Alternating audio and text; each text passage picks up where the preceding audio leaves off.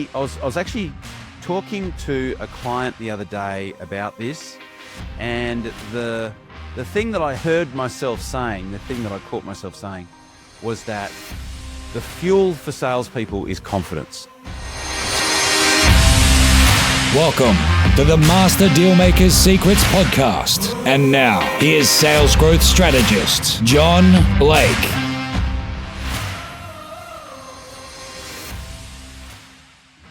Welcome to Master Dealmaker Secrets. I'm John Blake. This is episode 233. And today I'm going to be talking to you about confidence. And it is really, I was actually talking to a client the other day about this. And the thing that I heard myself saying, the thing that I caught myself saying, was that the fuel for salespeople is confidence. And so we're going to talk about this subject today. But before we do that, if you have got people that you've spoken to, that you have taken through your discovery process, that you've made an offer to, but they haven't bought yet, I want you to go to a particular part of the interwebs called, it's johnblakeaudio.com. And what you'll find there is a 15-minute audio that walks you through my exact strategy that I implement, that I install with the clients that I work with, that helps them to convert those people, more of those people that have been made an offer, that have been sent a quote or a proposal or just made an offer and they haven't bought yet. What you'll get my 15-minute audio that walks you through the whole thing. And then what you'll also get is a PDF that has the exact word-for-word scripts, exactly what to say and exactly what to write in your emails. And just as importantly, when to call and when to email over a 90-day period. You'll find the exact blueprint on how to do this. It is a no-brainer. Not only will you be able to do it yourself, but it is very easy to teach to somebody else. And the only distinction, and the bit, I don't think I actually talked about this in the training, but the only distinction is that when someone calls on your behalf, all they need to say is, hey, I promised Steve that I would give you a call. I know that you spoke to Steve few weeks ago regarding whatever your product was or whatever it was that they were solving. And Steve asked me to give you a call today to see how you're going in your decision-making process. So that is at johnblakeaudio.com. Go grab it, download it, put it into practice. Let me know how you go with it, because I have seen so many people. If you've been listening to the podcast for a while, you probably heard me offer it a million times.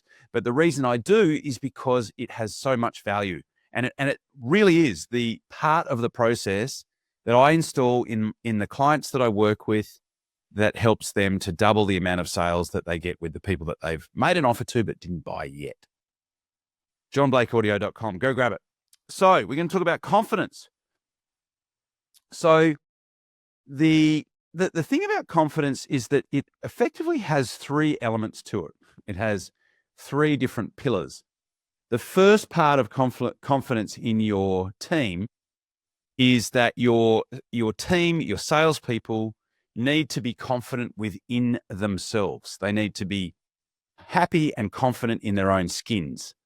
And this is, at some stages, easier said than done, right? People go through breakups. They become unwell. They have turbulence in their life.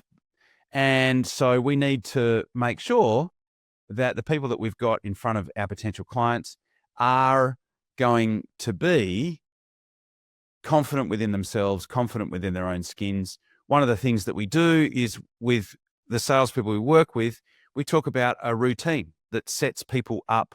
For me, it is swimming or surfing before I start my day. That puts me in the right frame of mind to be able to work with clients in the way that I do.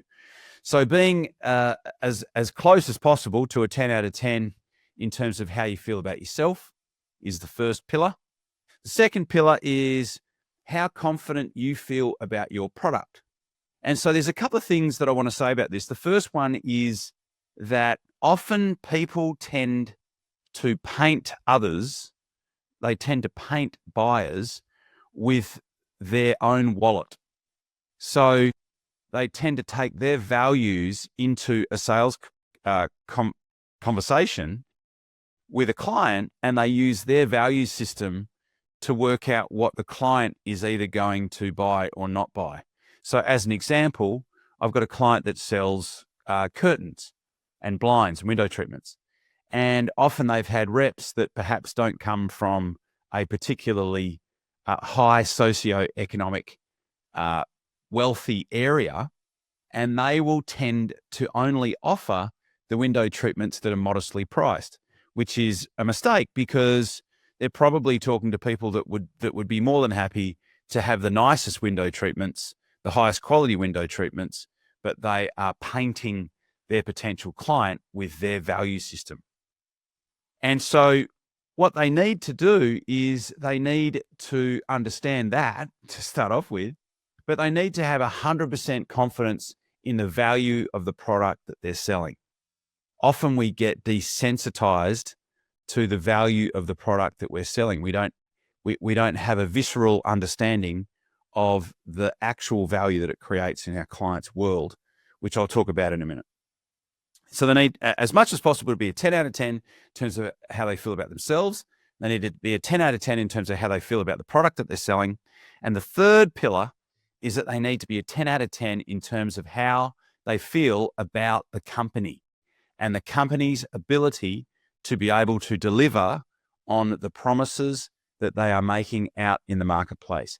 This is really, really important. My favorite example of this was a client that I worked with, and they were a digital agency, and their top salesperson, one of the things that he was particularly good at was talking about how amazing the company was. He would sell the company and why they were a great company to work with, and the depth of talent that they had in, within the business, and the backgrounds that they all had. And he was just particularly good. I went out on the road with this guy, and he was particularly good at articulating the value of the company.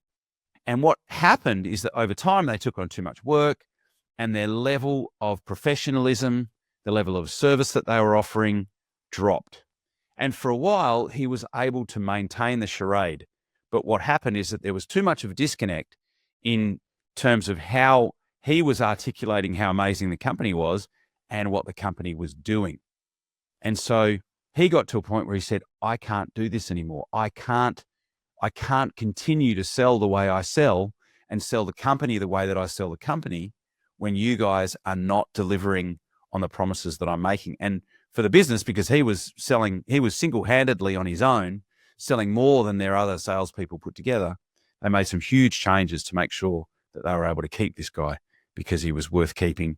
So they were able to pull their socks up. So they are the three pillars to making sure that your salespeople are firing off all cylinders in terms of their confidence. And this shows up in how they present, in how they talk to clients, in the tone of the emails that they write, and effectively what they sound like on the phone and on Zoom calls. They need to have this positioning, this posture, and this confidence in themselves, in what they're selling, and the company's ability to be able to deliver on the promises that they're making. And if you notice that this is lacking in your organization, one of the single best, in fact, the single best way to reestablish confidence in those three pillars is to tell stories. Real stories is to get your people to tell real stories about the value that your product provides the people that buy it.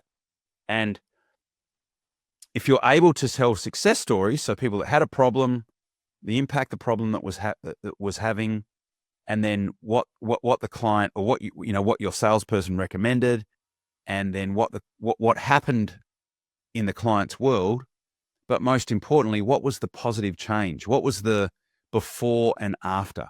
So if we can contrast the impact of the problem before they became involved in your product or service, and then talk about what their life looked like without that problem and with the solution, and we can consistently share those stories, what it does is that it has the effect of helping everybody in your team continually revisit the value that you're providing to clients. So I hope that this has been valuable. It really is something that you should revisit and examine on a regular basis. doing I guess you might call it a confidence audit within your team. And they're the places to look, how they feel about themselves, how they feel about your product, how they feel about your company and your ability to be able to deliver on what they are, the promises that they're making out into the marketplace.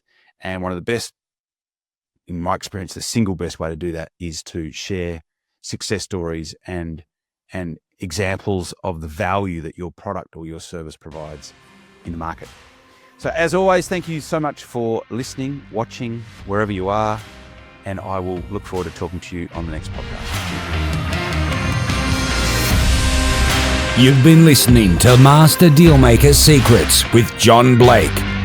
Subscribe to get more in-depth strategies and maximize your sales process with new episodes every other week.